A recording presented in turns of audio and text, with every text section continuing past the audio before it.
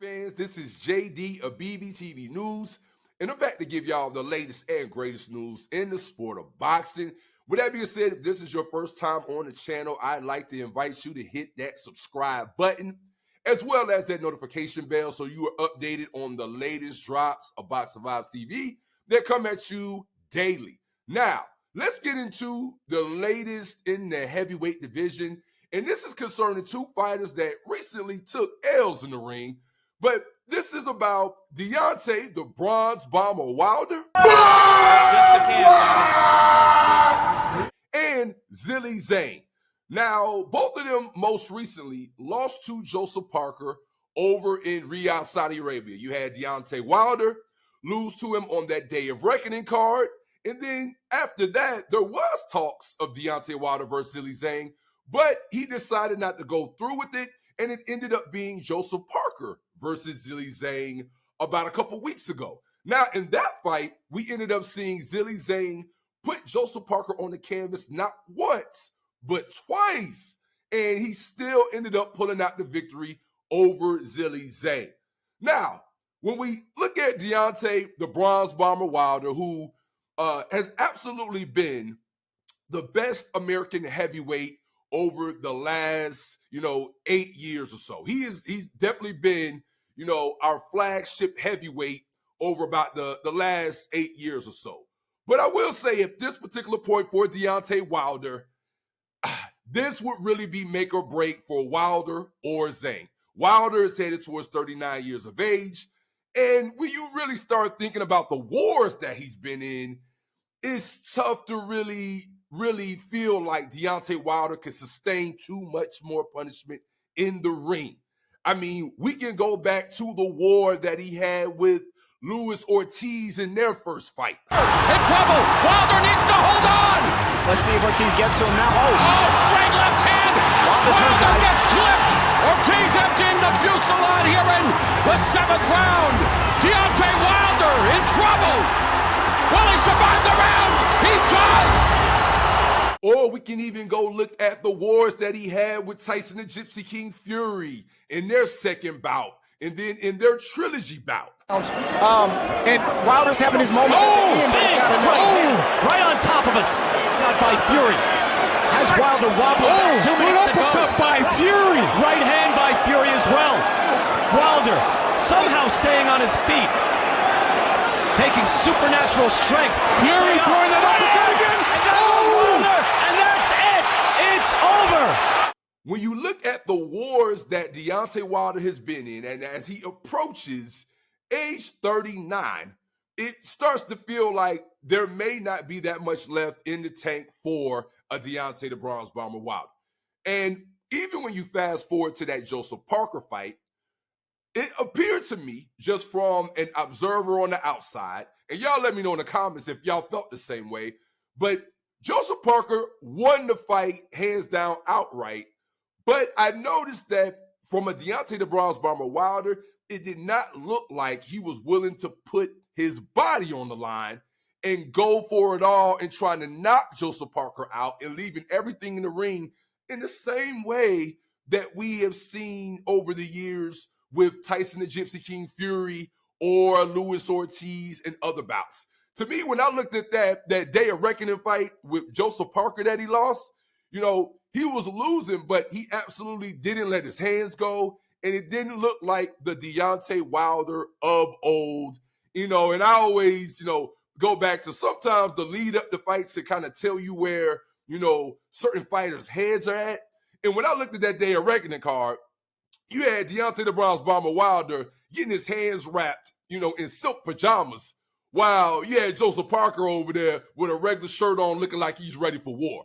And, when I looked at that, to me, that started to tell me that, man, Turkey Al-Sheikh and paid these boys a lot of money, and they're trying to go over to Riyadh, Saudi Arabia, get in and get out, right? But I saw from that fight that Deontay Wilder genuinely did not want to end up taking any real punishment or get himself knocked out against Joseph Parker. It seemed like he made, a business decision to kind of just, box enough to get out of the fight and move on.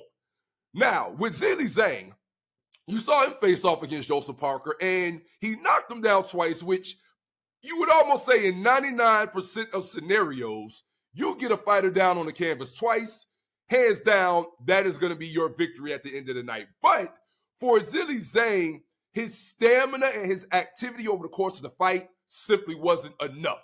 Joseph Parker was able to outwork him, outpunch him. And so even with the knockdowns, based off of just a sheer work rate, you had Joseph Parker end up defeating Zhili Zhang.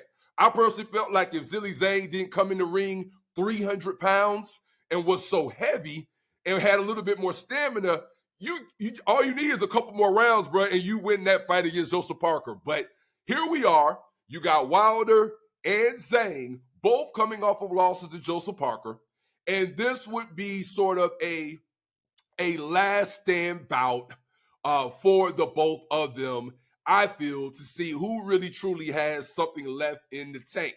And, of course, the assumption would be that if we see a Wilder versus Zhang, this would be a scenario where either it would turn around and be a rematch with Joseph Parker, or it would end up being probably to face off against Anthony A.J. Joshua. Now, the reason why this would end up being kind of an eliminator for an Anthony A.J. Joshua is because, remember, Tyson the Gypsy King Fury and Oleksandr Usyk fight on May 18th, but there is a rematch clause for either fighter. So for Anthony A.J. Joshua, he's literally stuck in a holding pattern because if the fight happens on the 18th, nobody really gets injured and they go right into the rematch. You have Anthony A.J. Joshua waiting around for his opportunity at all the straps in the heavyweight division. So that will present him with an opportunity later on this year where he's going to be looking for an opponent, because you know that Fury and Usyk won't do that rematch till probably fall or winter. So AJ's looking at 2025 before he could probably, get into the ring with Tyson Fury or Oleksandr Usyk for the third time. So now the interesting element in all this is you got Turki Al-Sheikh, who is really behind the scenes, and he dictates kind of what heavyweight bouts he is willing to pay money for and he wants to see. So if this is a bout that he really truly wants to see, they will end up getting this deal signed and delivered for the Artur Beterbiev versus Bivol undercard this summer. We will get Wilder versus Zhang. Now, the interesting element in all this is what I believe, they're trying to really hash out in all this is you got Wilder and Zhang on the table, but then you had that looming Anthony A.J. Joshua versus Deontay the Bronze Bomber Wilder bout. You had that looming over all of this. And the real question for Eddie Hearn and everybody on that side is, do we really go ahead and go into Zhili Zhang Wilder and let that be an eliminator? Or do we say, screw all of that, let's strike while the iron could potentially still be hot, and let's get Anthony A.J. Joshua in there now with Deontay Wilder, right? Because if Deontay Wilder then goes in there and gets demolished or loses to a Zhili Zhang, then you could arguably say that ever so hyped up and massive A.J. Joshua versus Deontay Wilder bout would be a wrap. It'd be over with if he goes in there against Zhili Zhang and gets demolished. But on the flip side, if Wilder goes in there and defeats Zhili Zhang, then that would suddenly boost the AJ versus Joshua bout again. So right now, all signs point to Zhili Zhang versus Deontay Wilder, but nothing has really been signed on the dotted line just yet. And a lot of it, I know, has to do with AJ Joshua stuck in a holding pattern and legitimately wondering, does it make sense for them to sit back and let Wilder go in against Zhang, or should they say, screw that, and go ahead and do Wilder versus Joshua right now before potentially he could go in the ring and be damaged anymore, get injured, or potentially lose again to Zhili Zhang. So that's where things stand right now. But it does look like they are headed towards potentially being on the Artur Beterbiev versus Bivol card. An official announcement probably will be coming in the next few weeks as to which way this is going to go for a Wilder and a Zhili Zhang as they get ready for their next fights. But salute to Saudi Arabia. They definitely have invested a lot of money in starting up kind of a heavyweight tournament of sorts, because you have all of these heavyweights who are all mixing it up and facing off against each other. Y'all let me know what y'all think in the comment section about Wilder versus Zhili Zhang. Tell me this, man. Do y'all think that it should go ahead and be a Johsua versus Wilder fight right now, as in the next bout? Or do y'all think it's smart for them to kind of do a Wilder versus Zhili Zhang eliminator of sorts, even though Johsua doesn't have a strap, but it'd be a Wilder versus Zhang eliminator for a massive bout with AJ Joshua later on in 2024 while they're waiting out, the fallout of Tyson and Gypsy King Fury and Oleksandr Usyk. Let me know what y'all think in the comment section. Please make sure that y'all like, share, and subscribe.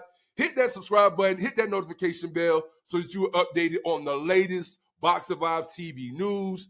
Till next time, man, this is JD at Bvtvnews. I'm going to keep giving y'all the latest and greatest news in the sport of boxing. Until next time, deuces.